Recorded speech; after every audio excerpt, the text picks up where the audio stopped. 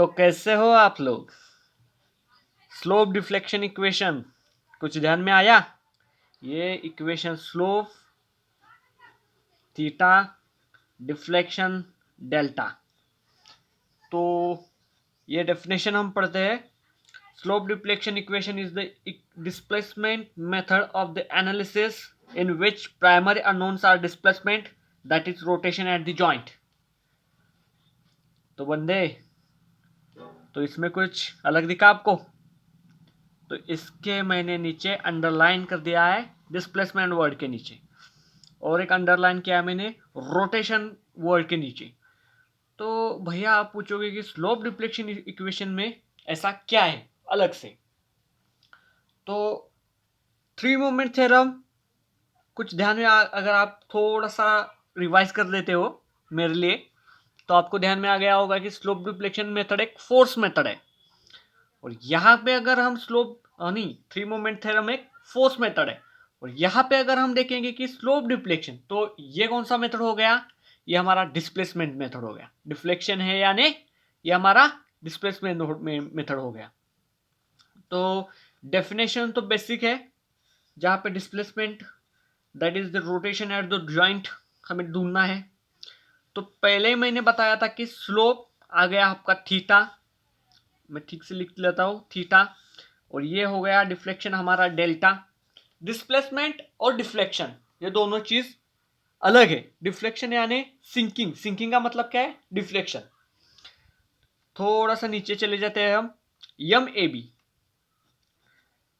ये मैंने पिछले वीडियो में भी बताया था, वहां पे मैंने बताया था कि ये यम ए बी क्या है, movement at the span A B.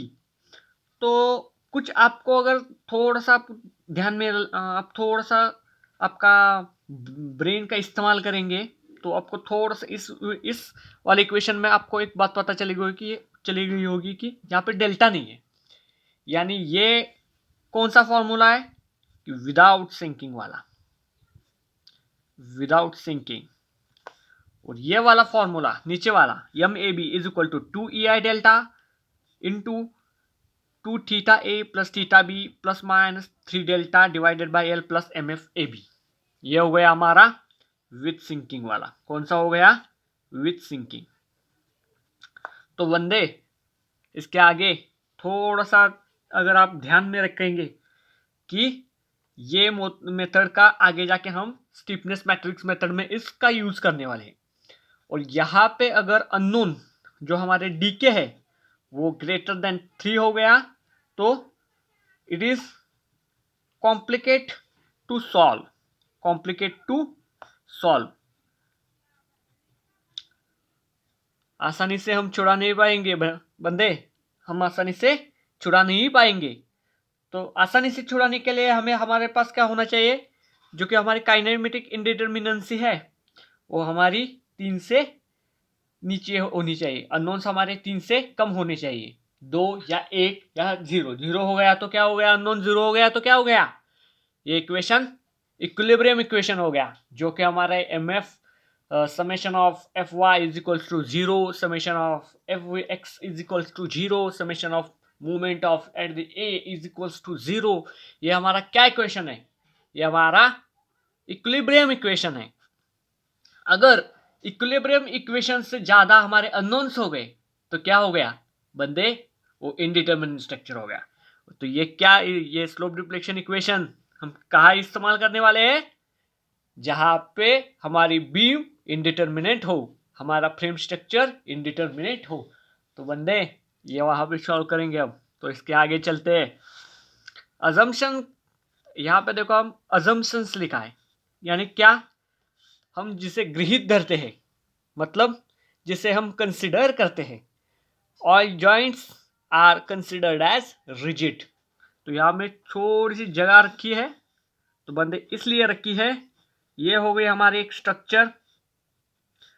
तो ये हो गया डिफ्लेक्शन के बाद वाला स्ट्रक्चर। तो ये कुछ इस तरीके से, ये कुछ इस तरीके से। तो यहाँ का जो थीटा है वो यहाँ का थीटा है, मतलब जो हमारा डिग्री ऑफ इंक्लिनेशन है ना, वो उतना ही रहेगा। हमारा, आपको एक थोड़ा सा मेरे हाथ पे ध्यान दीजिए, हमारा ये स्ट्रक्चर हो गया, ये हमारा स्ट्रक्चर हो गया, ये हमारी कॉलम होगी, ये हमारी बीम होगी। तो ये पूरे इस तरीके से पूरा डिफ्लेक्ट होगा। समझ में आया? कुछ इस तरीके से ये हमारा कॉलम, ये हमारा बीम, तो कुछ इस तरीके से ये पूरा डिफ्लेक्ट होगा। समझ में आया? तो all joints are considered as rigid. और डिस्टोरेशन का मीनिंग क्या है? जो हमारे मेंबर्स की जो मेन पोजीशन है वो चेंज हो जाएगी due to axial and shear stress. Axial stress मतलब ये हो गए हमारे, इस पेन को अगर मैंने दोनों बाजू से पुल किया तो ये क्या हो गया हमारा एक्सियल फोर्स। अगर मैंने इस वाले को यहाँ पुल किया और यहाँ इसको ऊपर की तरफ ढकेला तो ये कुछ इस तरीके से टेढ़ा मेढ़ा फोर्स मैंने लगाया, मतलब कुछ इस तरीके से। अब थोड़ा सा उसके पीछे रिवाइज करते हैं हम। ये हो गई हमारी एफ वाई, ये हो गई हमारी एफ एक्स, नहीं ये हो गया हमारी एफ एक्स, ये हो गया हमारी एफ वाई। तो ये जो है ना वो है शेयर फोर्स। एक्स डायरेक्शन को भी नहीं, वाई डायरेक्शन को भी नहीं, जो जेड डायरेक्शन में लगती है ना उसे हम शेयर फोर्स कहते हैं। तो उसके बाद आगे चलते हैं। तो बेटा आगे है हमारा साइन कन्वेंशन। साइन कन्वेंशन क्या है? Fixed in movements clockwise positive and anti clockwise negative. Joint movement, यहाँ पे मैं फंस गया था एक बार। जॉइंट मूवमेंट क्या है हमारे? Clockwise negative, anti clockwise positive. तो एक ही बात आपको ध्यान में रखनी है कि जॉइंट जो मूवमेंट है, जॉइंट मूवमेंट मतलब क्या? ओवरहैंग वाली मूवमेंट। कुछ इस तरीके से आपकी बीम है, यहाँ पे एक सपोर्ट है, यहाँ पे एक सपोर्ट और यहाँ पे लोड लग रहा है कुछ 5 किलो न्यूटन करके। तो यहाँ पे ये कौन सी डायरेक्शन में घूम रहा है? एंटी क्लॉकवाइज में, राइट? एंटी क्लॉकवाइज में नहीं, ये क्लॉकवाइज में घूम रहा है। तो ये क्लॉकवाइज क्या हो गया? +5। इसे हम पकड़ेंगे कि +5। साइन क्या हो गया? एंड क्लॉकवाइज का नहीं, ये -5 पकड़ेंगे हम। क्लॉकवाइज -5 और कुछ इस तरीके से इसके पीछे अगर लग रहा है तो ये कि एंटी क्लॉकवाइज हो गया, वो पकड़ेंगे हम +5।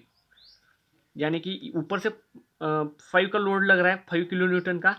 तो यहाँ पे +5 किलो न्यूटन, यहाँ पे -5 किलो न्यूटन, ये आपको ध्यान रखना है। रोटेशन के बारे में क्या? Tangents positive, tangents clockwise positive, tangents anti clockwise negative. तो यहाँ पे हमारा इंट्रोडक्शन पार्ट खत्म हो गया स्लोप डिप्लेक्शन के बारे में। और ये भी हम कंटिन्यूस बीम में ही यूज़ करते हैं, मोर देन 3 सपोर्ट्स। ध्यान में आया? चलते हैं, टाटा बाय बाय।